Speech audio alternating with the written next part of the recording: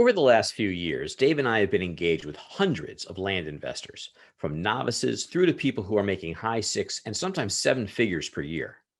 Having seen some people flame out while others have achieved incredible success, we've been in a unique position to analyze the factors that lead to failure and the factors that lead to success.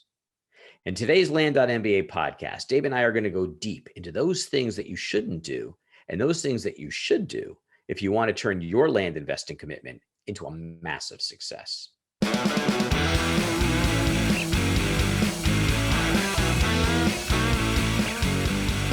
Welcome to the Land.MBA podcast, where we go deep into the business of land investing. I have been chatting with a bunch of land investors this week, and it's really interesting. You know, one of the questions people often ask me is, you know, they'll get very specific. Like they'll say numbers. It's like, well, you know, how much money do I need to be prepared to invest every month? And how much money will I make every month? And how much, you know, this, that, and they want very specific answers, as if it's possible to give specific answers. Because obviously there are so many factors involved. You know, did you pick the right county? You know, how are you operating? I mean, how much time are you committing? How much education do you have or are you getting?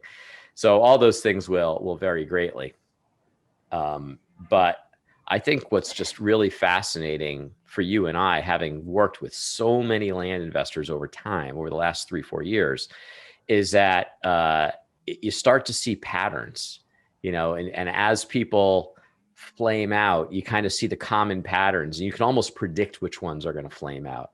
And the ones that are super, super successful, it's the same thing. You see the patterns there too. They act differently.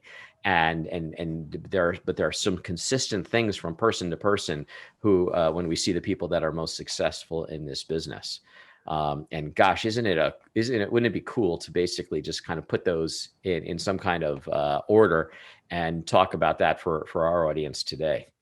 Yeah, I love this topic because, you know, I get the question all the time as well. Like there's this specific formula. If I send this much mail and I spend this much money on marketing and I spend this much time, then it's going to yield X results.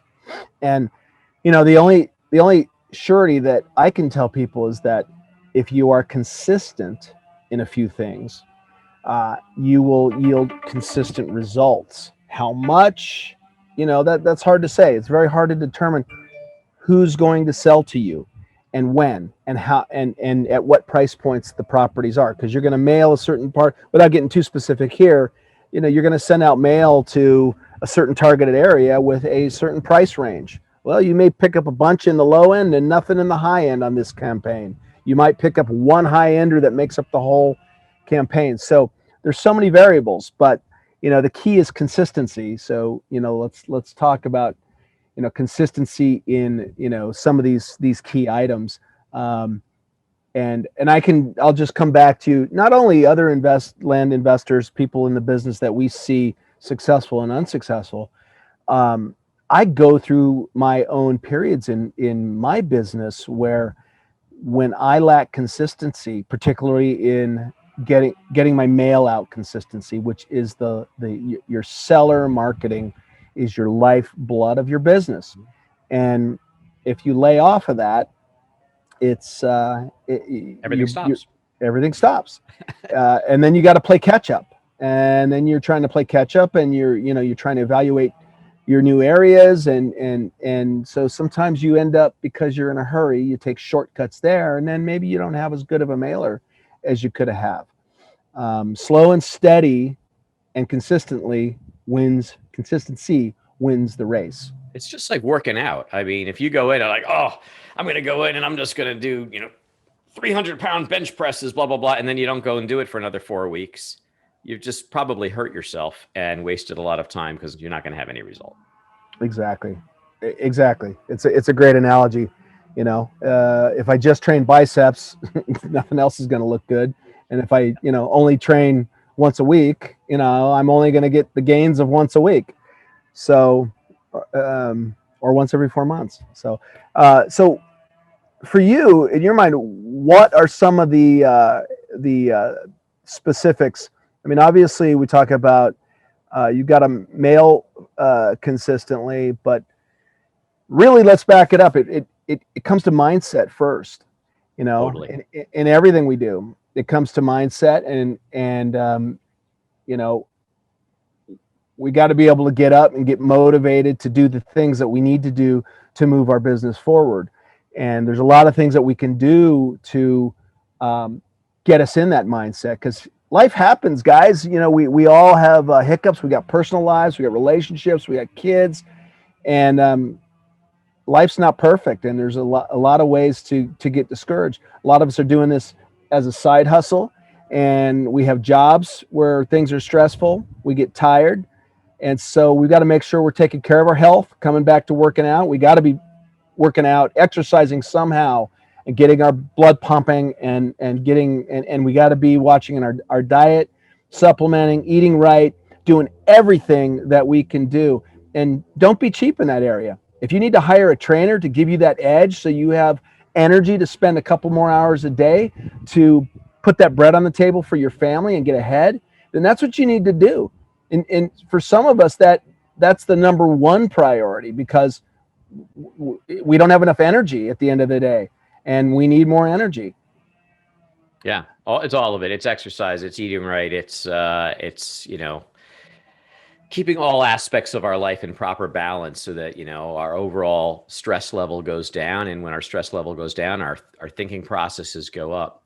But I think that one of the really big issues specifically, around this is we have to have appropriate and reasonable expectations. Yeah. When we're first getting in, we're responding to a lot of marketing materials from different, people within the industry. And they kind of said, oh, it's just a turn the crank thing. You get the mail out, you turn the crank, you market it, and boom, next thing you know, you got $10,000 a month of passive income. Well, it may take a little bit more than just, getting some mail out. The devil's in the details. But I think, the way to think about it is this. If let's just say you're investing in the stock market. If you look at the stock market, let's just look at it in an aggregate, like the S&P 500. If the graph that I'm looking at is a 5-year graph, so it's the past 5 years, what I might see is a line that kind of a smooth line. It's not going to be always up, but it'll go up and down. But hopefully over time it's going up. That's at least what we've seen in the last 5 years. But if I compress that scale down to 3 months, all of a sudden it looks very jagged, and the end might be down, just in that 3-month period, because I'm looking at a smaller time period. So what we have to know and what we have to believe is that when we look at it over the long haul, one, the general trend line is going to be up, but we know that within a small time frame, a lot of different things are going to happen, and it's going to be a lot more up and down and jagged of a line. So in any given micro segment, we may not see all the results that we have, but we have to trust that over time, based upon the experience of hundreds or thousands of land investors, we know that it's going up.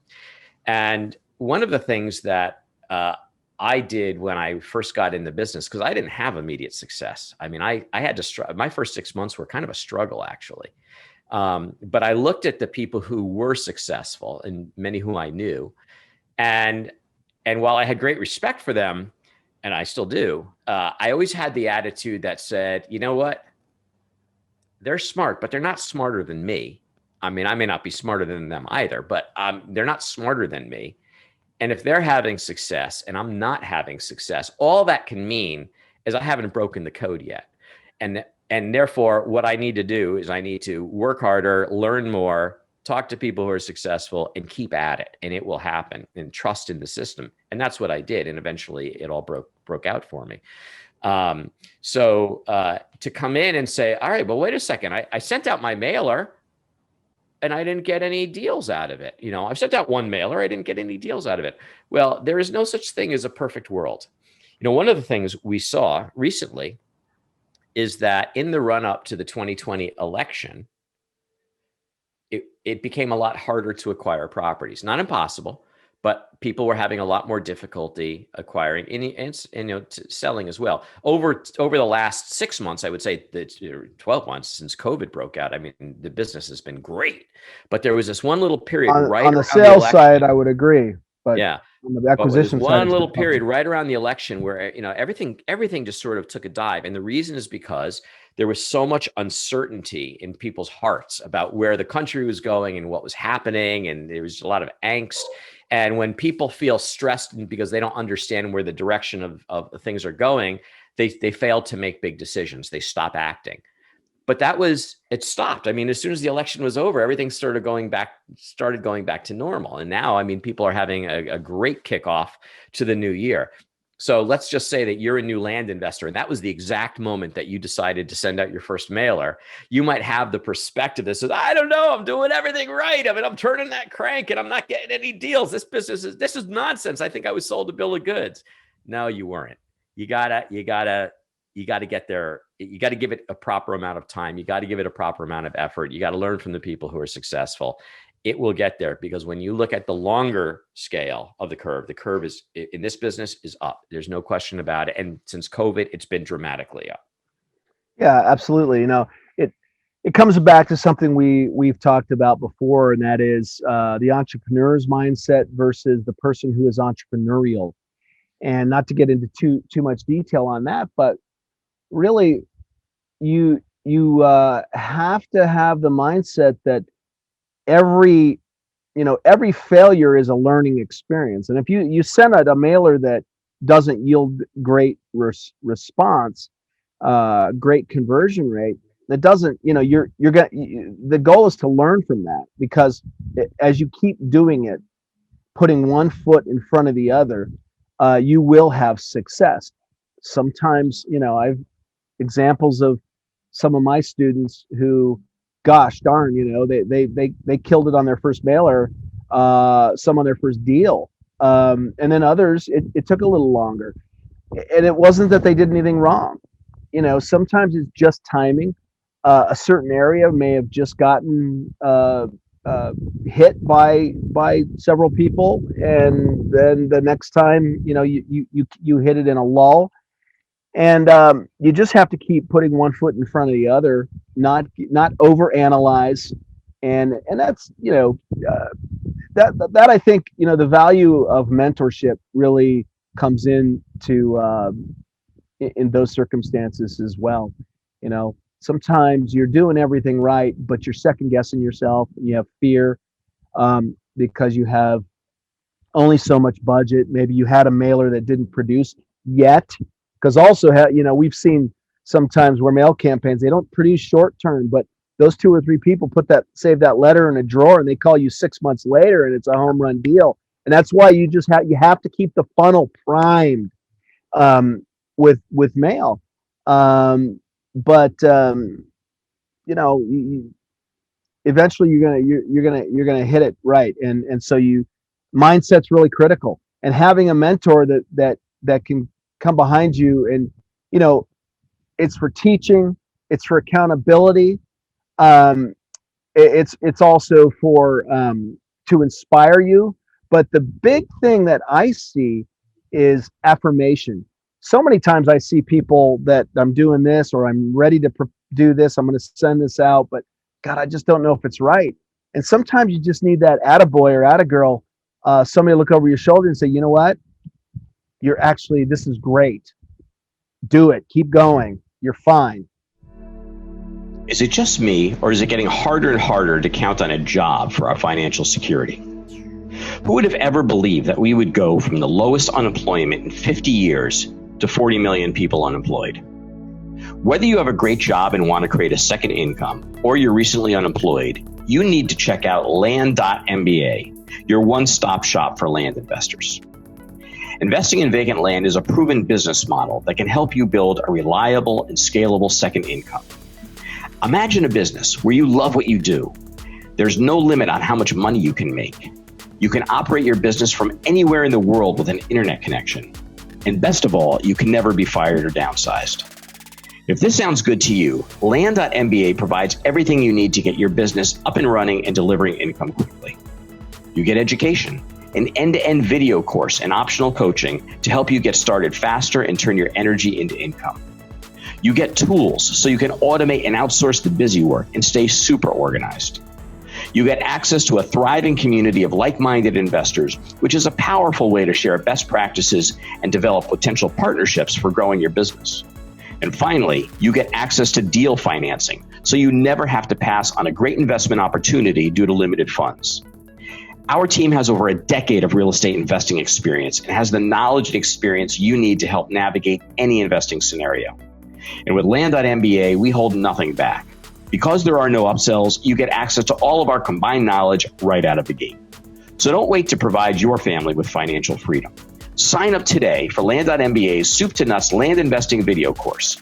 Just go to courses.land.mba and use coupon code FREEDOM to get 25% off.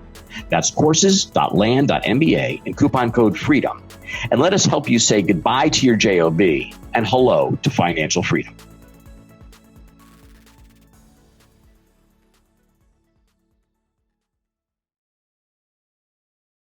Absolutely right. But I think everybody comes into this, and we all have our own. Let's not get too deep into the psychology of everything. But whenever bad things happen, usually it's rooted in some kind of a fear.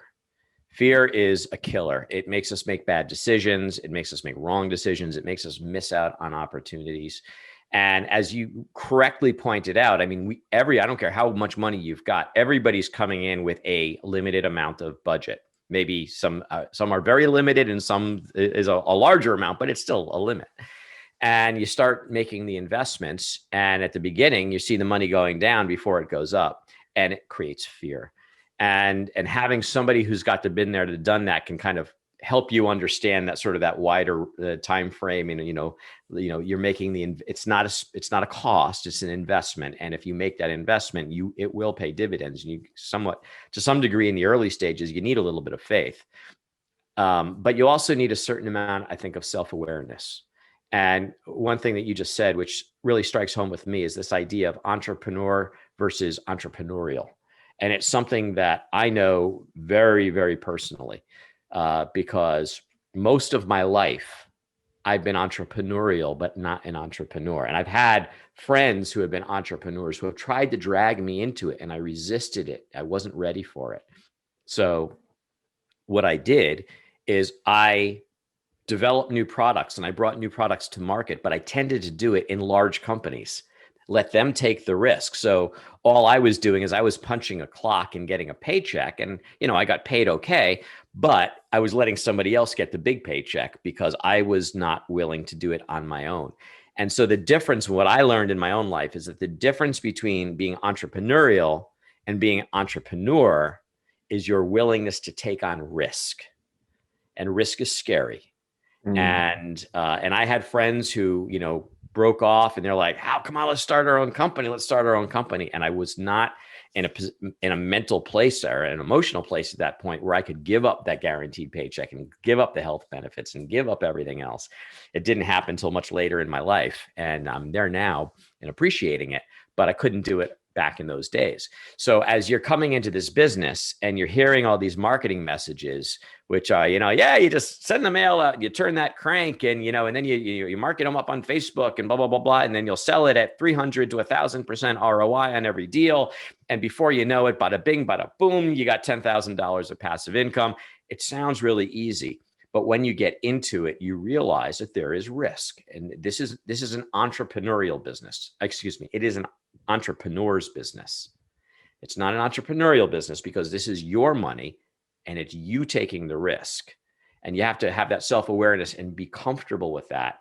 And then it doesn't mean all the fear goes away, but it certainly helps when you have that mentor to help you walk through it, to help mitigate some of that fear, to keep you doing that consistent action of one step in front of the other. And know that, look at, I know exactly what you're feeling. We've all been through it.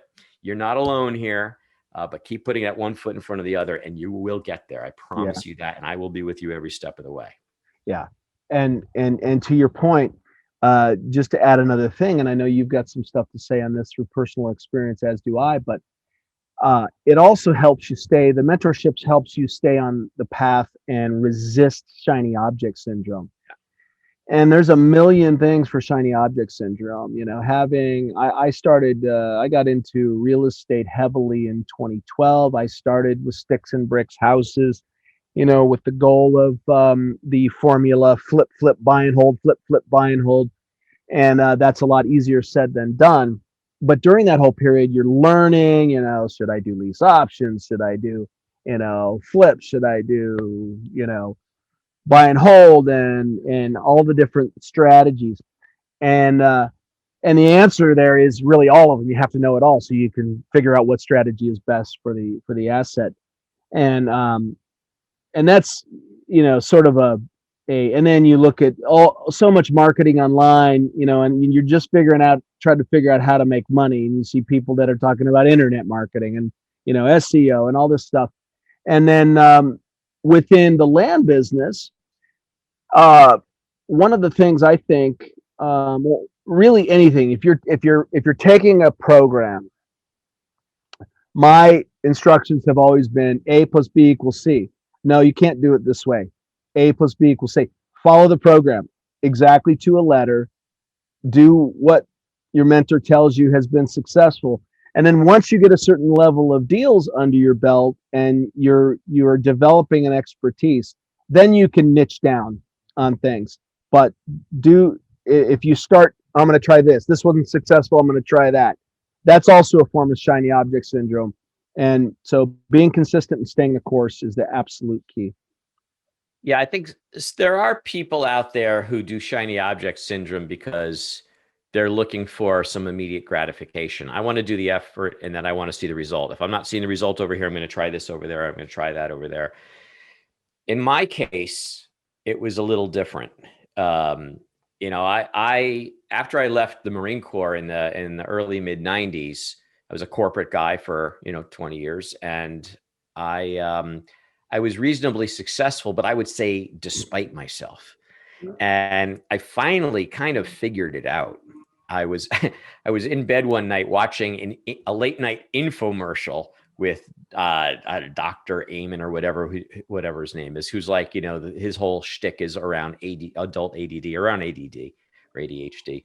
And he's describing, I'm like, oh my God, that is so me. I am totally ADD. I never thought about it like that before. And what happens, with certain people, like if you've got any kind of ADD or adult ADD, is it doesn't mean that you can't focus. Actually, what it means is that when you are really into something, you hyper focus. And it's like the whole world would come in and all I see is that shiny ball, that shiny object. And I put everything, I would get literally obsessed with projects and with new things, and I'm doing it. And people are like, oh my God, this guy's on fire. And then I see the next shiny object. And all of a sudden, whoo, he goes in, and now I'm focused on that one. So what ends up happening is you become unbelievable at starting things, but not so good at finishing them. Yes. And that was sort of where I was. And that's why I say I was reasonably successful despite myself, because, with the pressure of corporate on me, I could finish things. But it wasn't because I had to struggle with it, because my passion was on to the next object. Well, then I left that world and I got into land investing, but I had the benefit of understanding that about myself. And I made a commitment to myself. And I said, look, I know this is the way I am. And I do believe in this business. So I am making a commitment to myself that I will not pursue the next shiny object. I will not do it until I either succeed or fail at land investing. And when I say fail, it's probably the wrong word, but what I really mean is I prove to myself that it doesn't work, or it's not going to work for me. But I'm not going to quit early, and I'm just going to keep working it. And if I see other people that are successful that I know are not necessarily smarter than me, that means that the problem is not the system. The problem is I haven't cracked the code yet, and I'm not going to stop and go after the next shiny object until I've cracked the code. And that's what really got me through it, that first 6 months. So until then, I started hitting the success, and then the volume comes in, and everything else comes with it. I would have never, ever gotten there if I did not recognize that truth about myself. Yeah, yeah, that's very important. And I think until you have a couple of successes, that's what builds builds that confidence. If somebody goes a little while and you know they don't have success, it's real easy to get discouraged. And you got to get to that point where you have some success to build that confidence and go, hey, I guess this really does work. And I've seen a lot of people, go, I've seen, the people hit it out of the park straight out of the gates, and I've seen people who have, struggled for a while. And some of those, lack of consistency, shiny object. That's what we've talked about. But there's also uh, something where that we've talked about, and that's being too cheap in certain areas. For example, you know, and sometimes that's by necessity because that's the only resources that someone has. And also, I get it when you're not sure if something's going to work, you hold back and you're more conservative on your marketing, on your mailing. And that is the wrong place to be cheap, right? You've got to be willing to spend the money there. And if you do too small of a mailer, you're going to get small results or no results, because I hear people talk about a deal every X hundred offers, but you can't just send X hundred offers and expect to get a deal. That's the average over thousands of offers. It's kind of the rule of the not big enough number, Yeah, absolutely. And this also harkens back to my corporate days too, because the thing about working for larger corporations that are publicly traded is that they are typically so governed by quarterly results. And because the top executives, they have major compensation plans tied to those quarterly results, they're going to make them. And if that result is around profit and revenue is down, they will cut costs as necessary to make the numbers work so that they're going to get their compensation. That's how it works. And the fact of the matter is, and you cannot cost cut your way to growth. Growth doesn't come from cost cutting. Growth comes from investment. And so the difference between a larger corporation and us is that we are small businesses. We are, either one-person businesses, solopreneurs, or we're, just a small group of partners doing this, which means that we don't have to answer to quarterly results.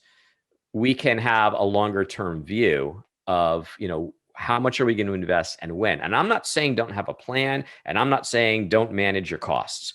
All businesses need to manage their costs. You can't blow all your money and then say, okay, I got nothing left, but I made the investment. You got to be smart about it.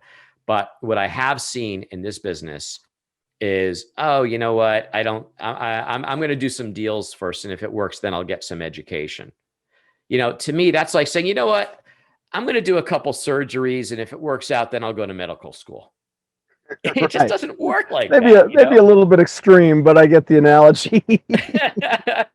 Well, I've actually, spoken to a number of doctors that wanted to get in this business, and that's what they told me. And I tell them that every time. I said, "Is that how you approach medical school? I'm going to do a couple surgeries, and if it works out, I make some money, then I'll go to medical school." No, you got to get. If you want to succeed, you got to know. You got to get the education. You got to get the tools. You got to have the community. You got to have the mentorship. If you put some basic things in place, you build a strong. It's like building a house without a strong foundation. It's going to collapse. You need a foundation. Yeah. And that foundation comes from education, tools, community, and mentorship. So it's really important. And so again, I'm not saying don't manage your costs. I'm saying when you look at a business plan, the costs you have at the beginning are one set of costs. The costs you have as you grow are going to eventually be different.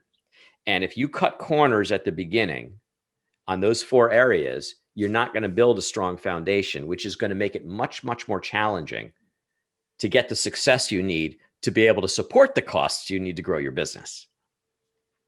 Yeah, absolutely. Absolutely. And that if you have that mindset to where, well, I'm just gonna dip my toes and I'll buy the bare bones course and go out there and do it myself. A lot of people have been successful that way. However, um, if you can accelerate your success by 6 months or a year and avoid some mistakes, you know, the you can just eviscerate that upfront cost for a mentor uh, very, very quickly. You're instead of guessing, it's like, hey, should I do this? How do I do this? Yes, you should do this. Here's how you do it. Or you're doing it wrong or you're doing it right, and evaluating your deals and all of that. You're accelerating your success. So how much is that worth to you, uh, to to be able to get there much more quickly and have somebody give you a roadmap on exactly how to get there? um, it's it pays for itself immediately. So what percentage of your students, Dave, have not covered the cost of all of their coaching in the first 3 to 6 months in the business? Zero. I Zero. think that kind of says it all. Yeah, I had one student. Now, had I known he was going to do this, I probably would have talked him out of it. But it all worked out. He didn't have any money. He was in a dead end job that he hated, and it kept him on the road all the time, away from his family. And one of the things that was appealing to him about this business was that he could start making some extra income and eventually be able to be on the road less and see his family. And so he took out some zero interest credit cards to pay for his coaching, for his first mailer, and to fund his first deal. And it's instead of going for the really ultra cheap stuff and trying to build up, we went fast. And on his first deal, he paid $5,000 for the property, and actually he invested where he lived. So he actually went out to the property that wasn't too far away and saw the neighbors, and just drove up and asked the neighbors if they wanted to buy it. And he sold that property to the neighbor for 30 grand. So, $25,000 profit. Now, I'm not saying that happens every day, but when you keep doing A plus B equals C, that will happen on occasion, you know. And so, he more than paid everything off, and now he's off to the races. And So that's just a great story. I love it. And then we got another guy who's been on our podcast. Maybe you want to talk about him. He was a very successful realtor, and also had done house flips and had stumbled onto some land deals and wanted to learn how to do it better and differently, and do it intentionally. And he saw the value of paying for mentorship to accelerate his success. But why don't you talk about him, Howard? Yeah, so we're kind of shifting gears here right now. So far we've spoken quite a bit about what we've seen in the people who have struggled, and what they have really should have done but didn't do. But common themes of the people who tend to struggle or flame out. But let's talk a little bit now about what we see as the common factors in the people who just blow it out. And I would say that the first thing, and before I get too much into the specific person you're talking about, is it gets back again to mindset. Mindset seems like one of these fluffy topics. It's everything. It's just everything. How you see yourself will determine how successful you will be. I swear to God, this is true. I can't prove it. It seems fluffy, but if you believe in your heart that you are going to be successful, I swear to God, the universe will conspire to help you. But if you believe in your heart that you will not be successful, I swear to God, the universe will conspire to help you with that too. It just works that way. Yeah. So getting your mindset right is so important, which comes back to this idea of, are you an entrepreneur? Do you want to be an entrepreneur? Can you be an entrepreneur? Because an entrepreneur doesn't go into anything saying, I know how to do this, and therefore I'm going to blow it out. An entrepreneur goes in and says, I may not know anything about this, but I have 1,000% confidence in my ability to figure it out. Exactly. Spot on. And that is probably the segue into talking about Derek Keith, who's been on our podcast. So Derek Keith is just a phenomenal guy. First of all, he's just an awesome guy, but he's also a very successful realtor, and he built his own business. So it's not like he's working for Coldwell Banker or one of the other ones, or Remax or whatever. He built his own firm. And he started life as a mechanic, but he just has ambition, and he's got people skills, and he found his niche, and he found what he liked, and he took the risks, and he said, I'm going to do this. I'm going to do it myself. And he built it, and he's a true entrepreneur. So when he started this, he was already successful. He already had money to invest. He was ready to go. And he came to us and he said, I've made the commitment. I've done a couple land deals just because they happen to accidentally come through my real estate business, but I see the power in this business model, and I want to add this into my portfolio of places that I invest. Stream of income. Yeah. And he said, I know what I know, and I know what I don't know, but I don't know what I don't know. And I want to be as successful as I can be, as fast as I can be. So I'm going to double down on those things. I'm going to get education. I'm going to get tools. I'm going to get community, and I'm going to get mentorship. And the thing, and of course he's been massively successful, but I would say one of the things that really makes him that successful, and I would say this is a trait that I've seen with all of our successful students and all the successful land investors that I know, is that he didn't just say, I'm going to get mentorship. He got a program, in this case, Land.MBA, and he worked hard to milk us of every ounce of value we could offer him. And he's not the only one. We've had Lucas King on this podcast as well. And Lucas, to this day, is doing the same thing. I mean, he's not afraid to say, look, I paid for this program. I'm going to milk it. I'm going to get my value. Now, there are some people who come in and they pay the money and they don't utilize it as much as they should. And that's a shame, because, a good program will want you to do that, because, a good program wants you to succeed. So I would say, understand what it is you need in order to really move the dial, and then get it and make sure that you are sucking every ounce of value out of it, whether it's education, tools, mentorship, community, and whatever. Taking massive action on what you learn. Yeah.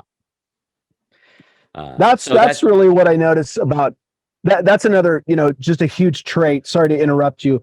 Of some of our most successful people, and the most successful people that we know in the business, they don't stop taking action. They take massive action. And when they have a failure, they just correct course and keep taking massive action. Every success is built on a stack of failures, because they're learning experience. Right. Life doesn't happen to us. Life happens for us. Well said. Yeah. And I have, and then once you do it, once you kind of have that knowledge of how deals work, and you sort of, I had a teacher once, I was studying Chinese, and she said, if you really want to be able to speak this language, learning is not about, I teach you something, you learn it. You won't be able to recall it when you need it. What you have to do is you have to internalize it. So it literally becomes in your cells. It's like part of who you are.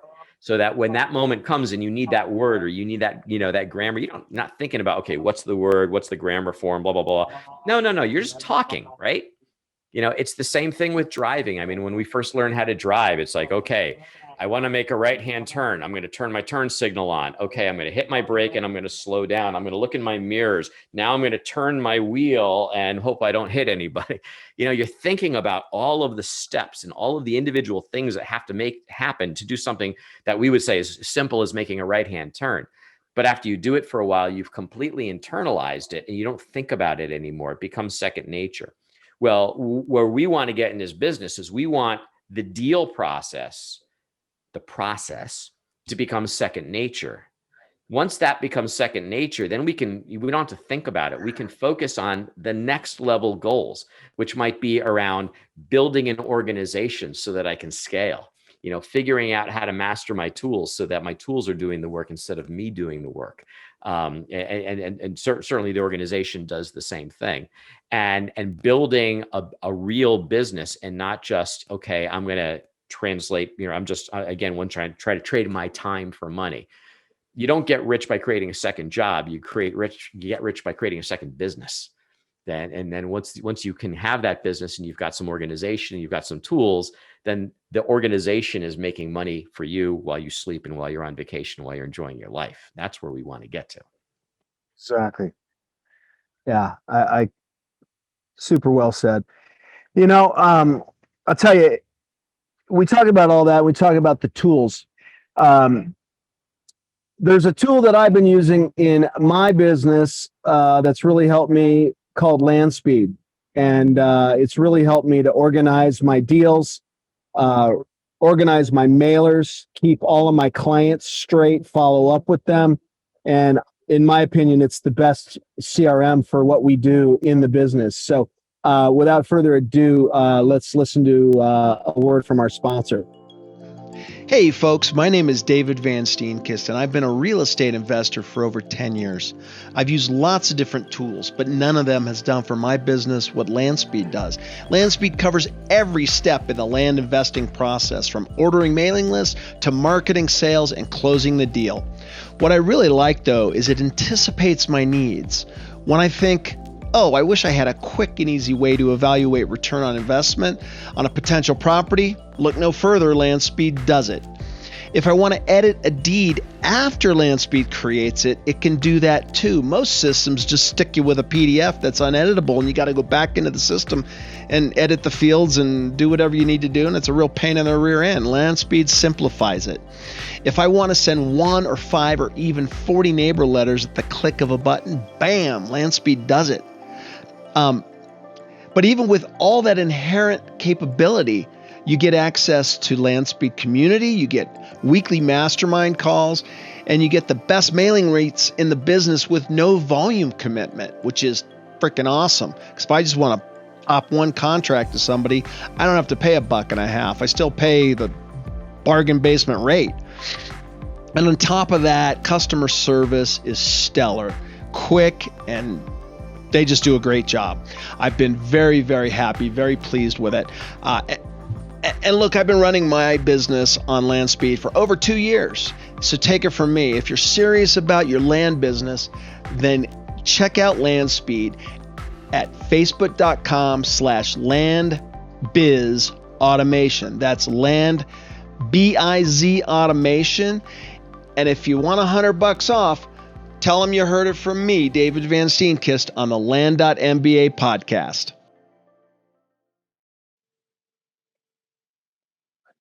Consistency and persistence, and mainly in your marketing, mailing, and marketing to sellers and also marketing to buyers, but being consistent and persistent to push through the difficult times. And then there's all, I mean, that's the bottom line. There's all kinds of other things like, tools and team and all that to grow your business. But you can do all that stuff. And if you're not consistent and persistent as a leader, as the CEO of your business, then, everything else is going to suffer. If you grow it big and your foundation faults, which is you being persistent and consistent. And even if you get your point to a point where, you're just needed as the leader to work on your business, not in your business, 5 to 10 hours a week and guide the troops. If you're not doing that consistently and being persistent about it, they're going to fail and your business will fail. As if you're just a one person show. If you're not consistent and persistent, you're going to eventually fail. In anything, I don't care if it's a job. I couldn't agree with you more. And in typical Dave fashion, I said, give me one, and you gave me two. But as I think about it, I would agree with you. Both are probably equal standing. Consistency and persistency. It's a great answer. Consistency, though. It's consistency. But sometimes to be consistent, being persistent makes you consistent. And they rhyme, so it just works. Yeah, exactly. All right, Dave, I think we've kind of covered it. Did we miss anything? I think we got it all. No, before we bore all these people, let's hang up. All right. Well, hey, this was good. I mean, this was good. It's always good to rethink through these things and remind ourselves of what matters and what doesn't, and where we should focus our energies and where we shouldn't. So really, I thought this is a really good topic. I just learned a lot just talking about it again. So thank you. And thank you to our audience for hanging in there with us. And we will see you next time on the Land.MBA podcast. We hope you enjoyed this episode, had a bit of fun, and walked away with some actionable insights that you can apply to your business. Dave and I have got some great content and interviews planned, so don't forget to rate and review, and of course subscribe to this podcast on iTunes, Google Play, Stitcher, or wherever you get your podcasts. If we mention any interesting links or tools, you'll find them in the show notes. To learn more about Land.MBA, visit our website at, wait for it, Land.MBA. See you next time on the Land.MBA podcast.